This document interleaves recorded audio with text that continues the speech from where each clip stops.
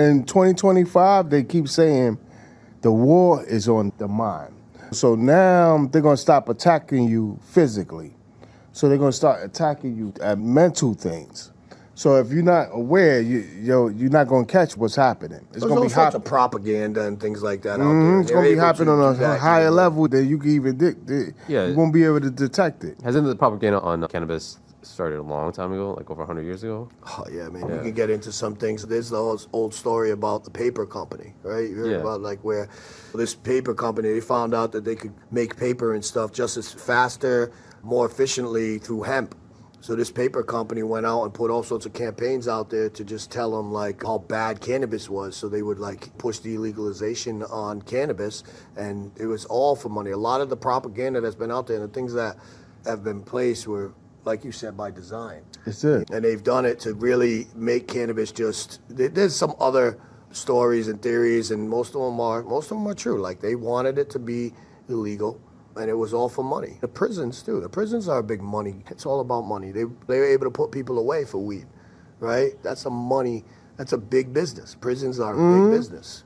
Because if it make a dollar, it's a business. That's all you need to know. If there's profit, it's called profit and gain.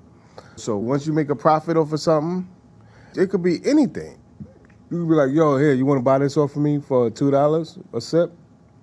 That's business. Think the money they make off the companies that make the toothbrushes and the mattresses. There's a company that just makes prison mattresses.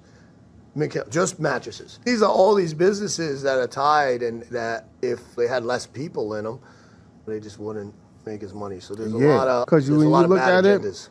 The technology, the innovation. The innovation that's happening is insane right now. And like they got you could buy the pre-rolls pre-rolled already. All you got to do is put the flour in it. See, that's replacing the physical work. Oh, the cones, yep. And they say that's 85% of dispensary sales too, of the pre-rolls. The thing I want to see is I just want to stop making sure there's good pre-rolls out there. Because what'll happen is a lot of people are using their trash to throw in. So what's the difference between something's good and bad? And going back to your point of like when you got those awards, like what if like a brand new consumer, they don't know much? There's a lot. Yeah, that goes back to education, I guess. Really, it really does. Like educating the consumer that's buying stuff. There's companies in Massachusetts that are remediating their cannabis by what's called like X-ray. So what is remediating? Radiation. What is that? Is that good? Is that bad? So basically, they have product that won't pass. So they take it and they X-ray it or use radiation, and they treat the cannabis that way. Like personally, I don't want to smoke anything that was in radiation or like that's like a microwave, right? Like a microwave. Yeah. Weed, like that's no good, man. It's a racket, man. I had somebody on actually Table Toke episode, but it's when we were just doing the audio thing. But I interviewed them when remediation first started being known about, and we started talking about it.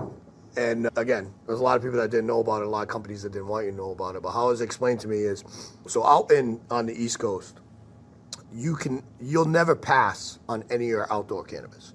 Because like in California, it's like, microbial bacteria is at 10,000, which is like very low. So microbial bacteria are on your hand, or if a caterpillar lands on it, or anything. So when you're outdoors, you're gonna fail on this microbial bacteria.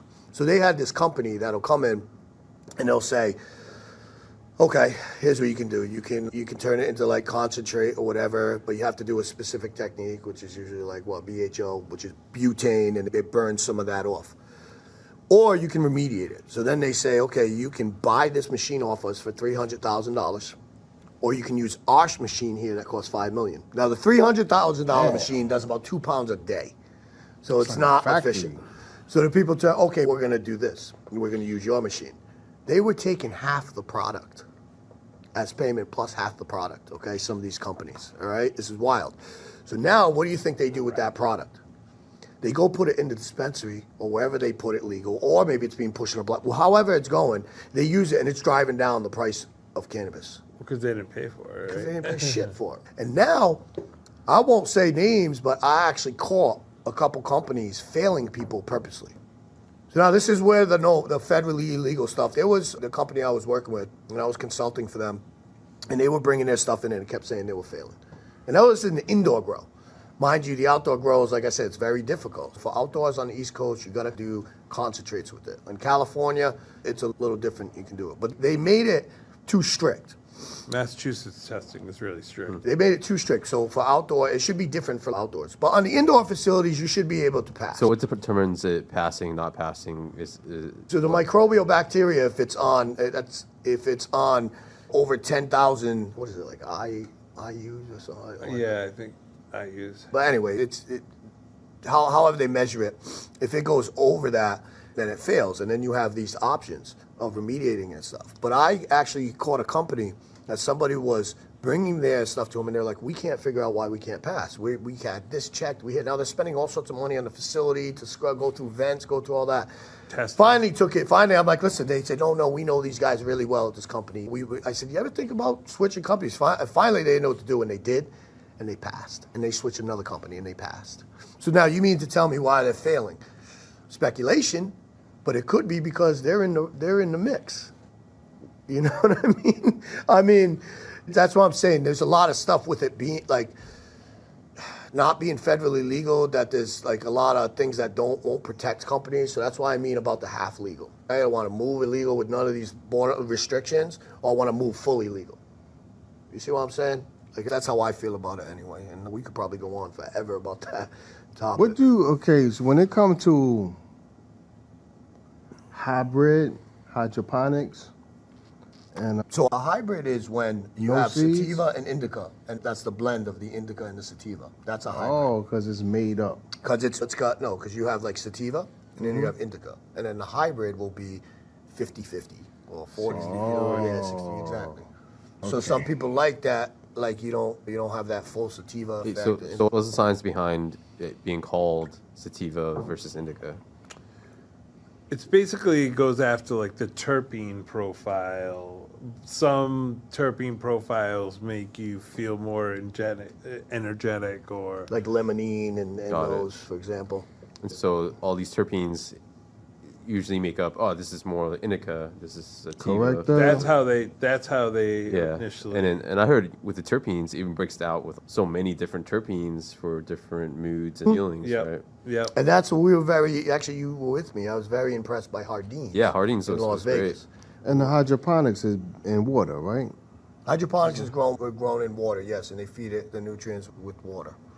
So that's better for an indoor type grow. Okay, I was about to say, is that better Outdoor, for- I like to see organic being done. Indoor, I think a little different. A lot of people want to do the organic indoor, but there's no scientific evidence that the plant can distinguish by being fed by minerals or by organic. So I feel like when you're bringing it indoors to create the better environment, let's do it more efficient. But don't want to use chemicals.